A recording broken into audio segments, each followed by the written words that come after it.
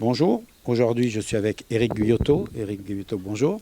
Bonjour. Alors, vous êtes maire de Ondres. Alors, dans une situation un peu particulière, on va le rappeler rapidement, les élections ont eu lieu, il y aura un second tour. Donc, en attendant que ce second tour arrive, vous assurez la vie de la commune comme avant. Comme avant, avec les petites différences qui ne sont pas anodines liées à la crise sanitaire quand même. Oui, voilà, c'est même ce qui fait que vous continuez à travailler.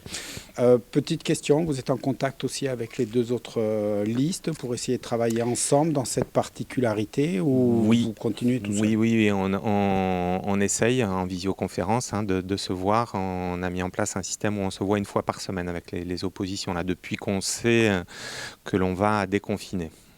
Très bien. Donc, on peut en déduire que tout sujet dont on va aborder, vous les avez déjà abordés Tout avec eux. à fait, bien sûr. Voilà.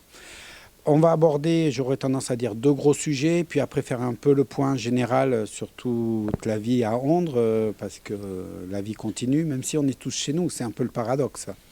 Et effectivement, on sait qu'il va falloir vivre avec ce virus. Je pense que c'est l'enjeu dans toutes les communes, dans la France entière.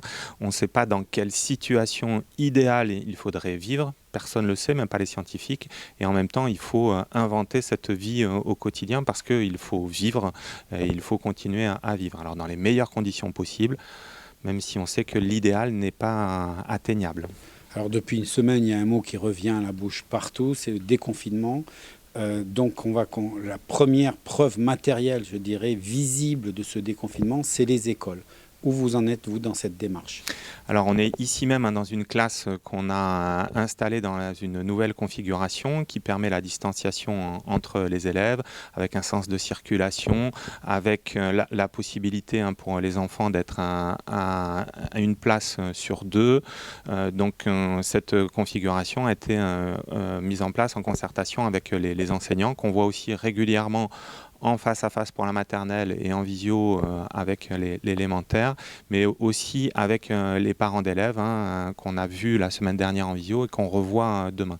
Donc on essaye dans l'esprit que je viens d'évoquer, d'inventer cette vie de l'école à venir pour que l'école joue pleinement son rôle, pour faire passer des savoirs, pour sociabiliser les enfants, tout en respectant les règles sanitaires qui nous sont imposées par le protocole de l'éducation nationale. Alors, on entend un peu de tout, c'est bien, c'est pas bien, il faut pas.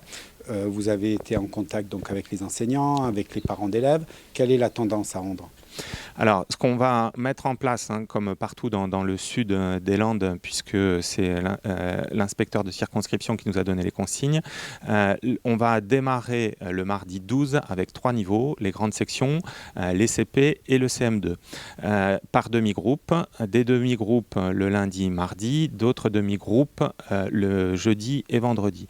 Le mercredi, pour les enseignants, ils se consacreront au téléenseignement à distance pour les enfants qui seront restés à la maison. Et nous, ça nous permettra de désinfecter l'ensemble des locaux. Donc ça, c'est le fonctionnement qui nous est imposé par l'Éducation nationale. Et on est en train de mettre en place, je disais en concertation avec tout le monde, la vie, on est en train d'inventer la vie qui va aller avec cette contrainte. Et tant pour l'école que pour les temps périscolaires qui nous Voilà, incombent parce que complètement. comment ça va se passer? Les garderies, les parents travaillent, est-ce que les horaires vont correspondre? Je veux faire du sport aussi, on les occupait. Là aussi, vous avez une vraie démarche. Alors, on a une vraie démarche, toujours pareil, en concertation avec les parents. On a interrogé les parents pour savoir quels étaient les enfants qui allaient revenir, combien ils représentaient. On est en train de s'organiser pour que dès le matin, dès l'accueil périscolaire, jusqu'au soir, à la sortie du périscolaire, les enfants ne fonctionnent que par niveau, qu'ils soient en petits groupes, donc les CP ensemble, les CM2 ensemble. Et à partir du 25 mai, quand on aura tous les enfants, l'école dans laquelle on est là en ce moment sera divisée en 5 zones avec les classes, des salles d'activité qui seront dédiées à chaque niveau et des espaces extérieurs qui seront dédiés à chaque niveau. C'est l'organisation sur laquelle on est en train de travailler pour limiter les contacts entre les enfants, mais que quand même les enfants puissent avoir des activités qui ne seront pas normales normales, mais des activités tout de même. Je répète, mais il faut vivre quand même et vivre à l'école. Pas simplement avoir des enfants qui sont assis à leur table, à leur chaise du matin jusqu'au soir. Donc on est en train d'imaginer cette vie. Et les animateurs de la commune font preuve de beaucoup d'imagination et beaucoup d'envie pour imaginer cette vie à venir. Et je voudrais aussi mettre en lumière des personnels qui seront extrêmement importants. C'est les personnels scolaires qui font le ménage en particulier dans ces salles parce que ça va être plus compliqué, il va y avoir beaucoup plus de travail. Donc tous ces personnels sont en train d'inventer ces solutions pour que les enfants vivent le mieux possible ce retour à l'école.